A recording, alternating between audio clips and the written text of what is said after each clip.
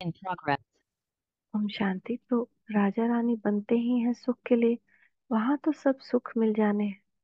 तो बच्चों को पुरुषार्थ करना चाहिए, फुल पास होकर कर्मातीत अवस्था को पाना है। यानी कि मेरे हम कर्म तो कर रहे हैं, लेकिन उस कर्म के बंधन में नहीं है। हम किसी के लिए कुछ भी कर रहे हैं, ना उसका हमको एहसास दिया और भगवान को समर्पित, पहले इतना करते जाना। खाना बनाया, ईश्वर को समर्पित, ईश्वर अर्थ किया, किसी आत्मा के लिए नहीं। अब वो ईश्वर का बच्चा है इसलिए प्रसाद पा रहा है। कुछ भी कर रहे हैं, कुछ भी हमारे अंदर कर्म हो रहा है हमारे द्वारा, वो सब हम कर्मातीत, उसके प्रभाव में नहीं, कर्म के प्रभाव में नहीं।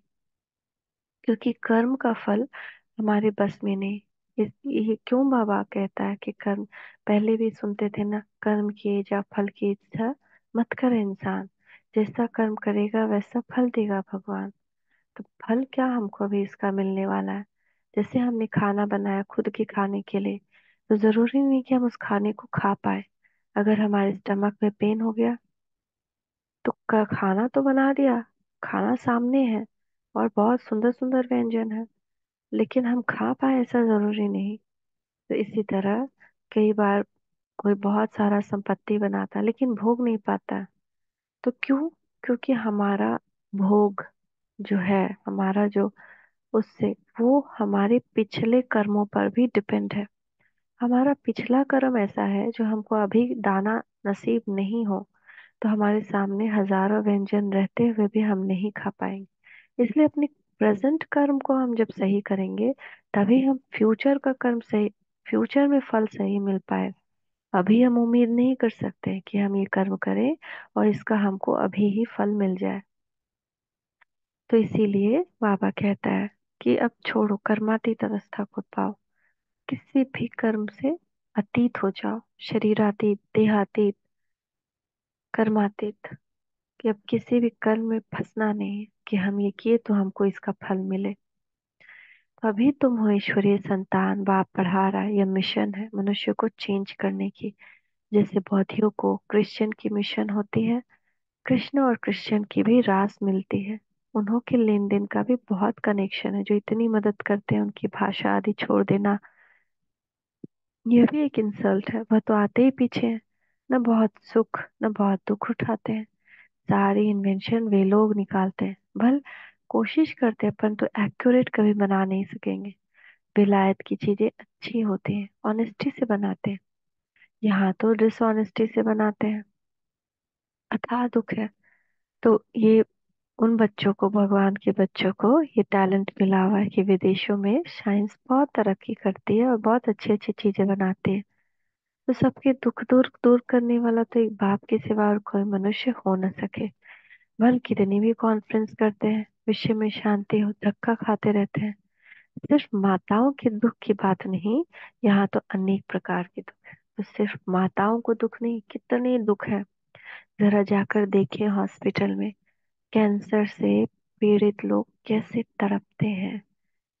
जो कीमोथेरेपी भी की जाती है, कितना भयानक होता है। और हम सोचते हैं कि हमारा ही दुख सबसे बड़ा है। हम तो कितने सुख में हैं। हल्का फुल्का जो कुछ दर्द होता है, वो भी जो हम खुश रहे, तो दर्द सारा गायब हो जाए। क्योंकि हमको तो योग का जरिया मिला है, योग से हम सब ठीक कर दे सकते हैं। खान पान ठीक करे, सब ठीक कर दे, दुआएं दें तो दुआएं पाए। हमारे पास तो सारा कुछ आ गया है। लेकिन कितने दुख है इस दुनिया में, कितने एक्सीडेंट हो रहे हैं, कितने लोग के सर फट रहे हैं, कितना किसका ऑर्गन कोमा में जा रहे हैं, ऑर्गन खराब हो रहा है, कितनी बीमारियां, कितना दुख है। किसी को पूरा का पूरा फ्लड में घर ही बह गया है, कहीं घर नहीं रहने को खाना नहीं। तो सारी दुनिया में झगड़े मारा मारी की बात है। पाई पैसे की बात पर मारा मारी कर देते हैं, वहां तो दुख की बात नहीं होती। यह भी हिसाब निकालना। तो आज हमको दुख क्यों है? आज दुख का कारण हमारा अपना ही जुड़ाव है उन चीजों से जो सुख के लिए है ही नहीं ना। आज के रिश्ते, आज के वैभव, इनसे जो हमारा जुड़ाव, ये हमारा दुख का कारण है। तो हमको खाने की कमी नहीं है, हमको रहने के लिए छत नहीं है, ऐसा नहीं है। हम स्वस्थ भी हैं, अच्छे खासे रह रहे हैं, सब कुछ आराम से रह रहे हैं। लेकिन उसमें आराम में भी हमारी बुद्धि, हमारा मन जो होता है, हमको बेचैन करता है। नहीं तो बाबा के भाग्यशाली बच्चे हैं, तो लड़ाई कभी भी शुरू हो सकती है। भारत में रावण राज जब से आता है तो पहले पहले घर में लड़ाई शुरू होती है, जुदा जुदा हो जाते हैं, आपस में लड़ पड़ते हैं। फिर बाहर वाले आते हैं, तो पहले ब्रिटिश थोड़े थे, वह फिर बीच में रिश्वत आदि देकर अपना राज्य कर लेते हैं। कितना रात दिन का फर्क है। नया कोई भी समझ न सके, नई नॉलेज है ना, जो फिर प्राय लोप हो जाती है। बाप नॉलेज देते हैं, फिर वो गुम हो जाती है। ये एक ही पढ़ाई है, एक ही बार एक ही बाप से मिलती है। आगे चल तुम सबको साक्षात्कार होते रहेंगे कि तुम यह बनेंगे। तो अभी साक्षात्कार होने लगे तो हम क्या बनेंगे? क्रोध रह गया, मोह रह गया, तो पद कम पाएंगे ना। परंतु उस समय कर ही क्या सकेंगे? वही बात है ना, कर ही क्या सकेंगे? उन्नति को पा नहीं सकेंगे, रिजल्ट निकल चुके। रिजल्ट निकल जाने के बाद फिर क्या कर सकते हैं? पढ़ाई कर सकते हैं? कोई नहीं ना। तो फिर ट्रांसफर होने की बात हो जाएगी, फिर रोएंगे पीटेंगे। हम बदली हो जाएंगे नई दुनिया के लिए। तुम मेहनत करते हो, जल्दी चारों तरफ आवाज निकल जाए, फिर आप ही सेंटर्स पर भागते रहेंगे। परंतु जितना देरी हो जाएगी, टू लेट होता रहेगा। फिर नहीं जा पाएंगे, जाना चाहेंगे नहीं जा पाएंगे, भागेंगे सब सेंटर्स की तरफ। अभी कितना भी बगल में सेंटर है, कहते भी हैं कि जाओ जाओ, तो कोई जाते नहीं। फिर कुछ जमा नहीं होगा, पैसे की दरकार नहीं रहेगी। तुमको समझने के लिए बैच ही काफी है, समझाने के लिए कि ये देखो ब्रह्मा विष्णु है ना, ये ब्रह्मा सो विष्णु, विष्णु सो ब्रह्मा। ये बैच ऐसा है जो सब शास्त्रों का सार इसमें है। बाबा बैच की बहुत महिमा करते हैं। वो सब समय आएगा जो यह तुम्हारे बैच सब नैनों पर रखते रहेंगे। मन मना भवा इसमें है, मुझे याद करो तो यह बनेंगे। फिर यही 84 जन्म लेते हैं। जिन्होंने लक्ष्मी नारायण का पद पहला पाया ना, वही तो 84 जन्म लेंगे, पहला जन्म वही पाएंगे। पुनर्जन्म न लेने वाला एक बाप ही है। अच्छा, मीठे मीठे से खिलते बच्चों प्रति माता पिता बाप दादा का याद प्यार, गुड मॉर्निंग। रूहानी बाप की रूहानी बच्चों को नमस्ते। रूहानी बाप की रूहानी बच्चों को नमस्ते। गुड मॉर्निंग बाबा, गुड मॉर्निंग, शुक्रिया बाबा, शुक्रिया। धारणा के लिए मुख्य सार पहला, याद की मेहनत और ज्ञान की धारणा से कर्मातीत अवस्था को पाने का पुरुषार्थ करना है। याद की मेहनत और ज्ञान की धारणा से कर्मातीत अवस्था को पाने का पुरुषार्थ करना है। ज्ञान सागर की संपूर्ण नॉलेज स्वयं में धारण करनी है। फिर से पढ़ना चाहिए मुरली को। कभी हो गया, सुबह सुन लिया नहीं, जब तक हम पॉइंट्स नहीं लिखेंगे, कम से कम पूरा मेन पॉइंट्स, 5 पॉइंट्स, 10 पॉइंट्स लिखना है। जो लिखेगा भगवान तो देख रहा है, को भगवान की दुआएं प्राप्त होगी, एक्स्ट्रा बल प्राप्त होगा, उसका उसको एक्स्ट्रा ज्ञान मिल जाएगा।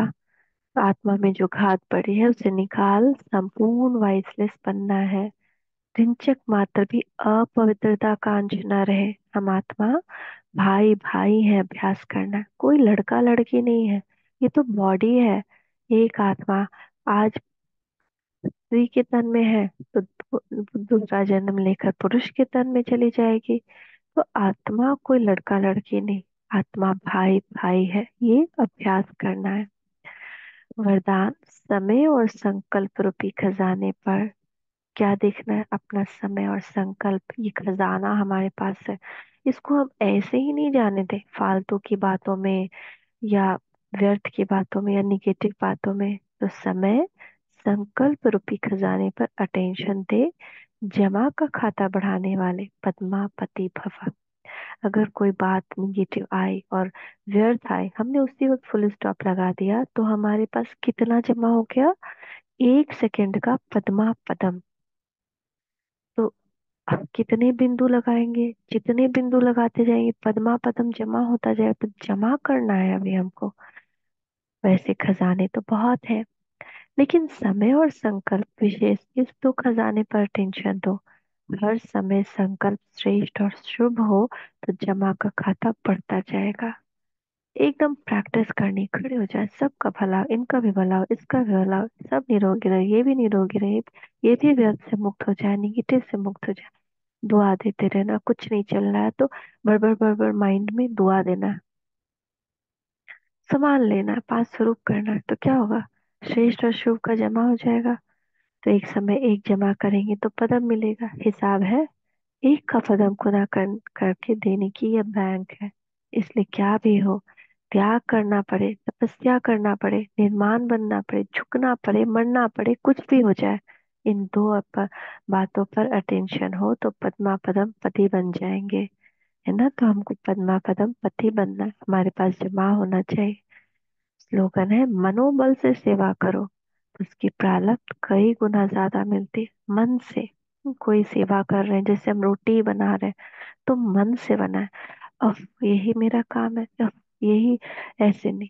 या हम कहीं कोई सेवा करें तो को मन से हो, जबरदस्ती का ये नहीं हो। तो जो मन से करेंगे ना, तो उसमें भले ही हमारा त्याग करना पड़ रहा है, हमको अपने आराम का, अपने समय का त्याग करना पड़ रहा है, तो उसका बहुत गुना जमा होता है, मिलता है, ईश्वर का आशीर्वाद मिलता है। Thank you Baba, thank you, शुक्रिया बाबा, शुक्रिया। ओम शांति।